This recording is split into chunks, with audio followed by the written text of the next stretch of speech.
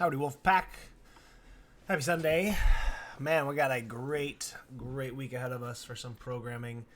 We are nearing the Open 4 weeks out, maybe less than 4 weeks. So we're going to really start kind of ramping up some Metcons, taking a real big backseat on kind of the strength work, some Oli technique, and then we're going to just kind of put our focuses into CrossFit Metcons and different combinations and things that we'll see in the Open. So great week ahead of us here. Starting off Monday, we've got 2 AMRAPs actually, so we're going to accumulate basically 20 minutes of Metcons broken up into 2 10-minute AMRAPs to hopefully keep higher intensity through these 10-minute AMRAPs rather than grinding through a 20-minute-er. It would be pretty brutal for these movements, so we'll split them up, keep the intensity high, and I think we'll get a lot out of it. So this is just some pretty much old school CrossFit here, short rep counts, gymnastics move, a barbell move, and then the ever so lovely burpee. So we're going to get a lot of practice in on kind of some weird combinations that we might see in the Open or just see in CrossFit. So I toyed with this a bunch, the wall walks and the handstand push-ups, just trying to figure out which position they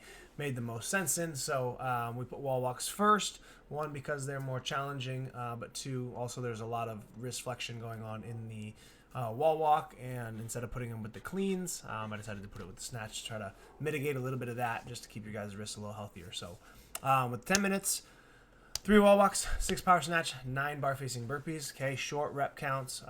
Ideally, your goal would be we're getting through these movements fast, good transition speed, and we're moving through obviously lots of rounds and reps because it is a shorter time frame and shorter rep count. So the 3 wall walks, hopefully to start, should be something that we can get up and down the wall pretty quickly.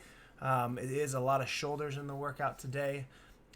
So make sure that we are focusing on the good crawl up the wall with our legs and trying to leave as much in the tank for the shoulders as possible for the snatches, the burpees, and then in the following round for the handstand push-ups. Okay, so up and down the wall as fast as you can using your legs. Come to that full stop. Power snatch weight should be something that we're going to cycle in singles. It would not be advantageous at all, in my opinion, to try to hang on to this and cycle it unless it's a very, very light weight and you can get through these with giving pretty minimal effort. Okay, the descent down to the ground is the most challenging part of the barbell cycle, so I think you can do it just as fast and far less fatiguing by doing singles. So hit a quick single, drop it. Should be able to reset on the bar pretty quick and get right back to work. Okay, something that you don't have to really grit a lot to get overhead. You can pull into the hips with a good speed and get good hip extension, and then the arms kind of just turn over, and we shouldn't be wasting a lot of energy on these. So a little heavier for singles, but nothing that's going to destroy us. And then we're going to have to pace our way through the 9 bar facing burpees here because this is going to be probably the most fatiguing part of the workout globally, right? Wall walks are obviously very challenging. Power snatch is dynamic and challenging, but burpees are just going to smoke you. So pick a good pace, get through these consistently, breathing. That way when we're ready to go to the wall, we're ready to get back into work. Cool. So we get a healthy rest, 5 minutes, which means we should be pushing ourselves pretty tough and pretty hard through this 10-minute AMRAP. You do get a big rest period. So remember that when we're going up and down the wall and then we rest on the ground, you do get rest after it. So make sure that we're trying to keep ourselves moving and getting through as many rounds and reps as possible. So I think we could start rounds would probably be around a minute if you're fast, minute and a half or so. So I think a great goal would be 5+ rounds for this. Give yourself a little buffer for transitions in between rounds.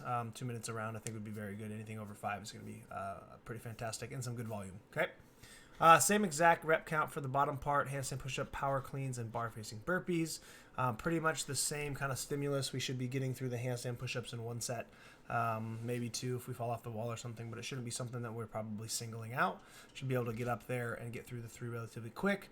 That way we get to the power clean barbell and we can rip through that for 6 reps and then 9 bar-facing burpees. So again, trying to get through the handstand push-ups should be a little bit faster than the wall walks. So we may actually get more reps and more rounds in the second part, and I think that's appropriate. But as long as we're picking a good movement for the handstand push-up and a good weight for the cleans, it should feel relatively similar. If anything, it might actually feel more challenging from a heart rate perspective. When you snatch the barbell overhead, your chest is open, you don't have a weight on your lungs, your diaphragm. Power cleans, you get the barbell to the chest, it's resting there. So you might actually have a little bit more of a heart rate spike and a little bit more breathing fatigue. So just be ready for that. Plus you're going into it second. So you're already going to be a little tired. Okay. I think it's a great workout. We get encompassing a lot of different movements. Like I said, a pretty standard CrossFit WOD gymnastic move barbell. And then A little cardio burpee WOD, but it should be fun. If you have questions, comment below. If not, have a great workout, and we'll see you in the gym tomorrow. Bye.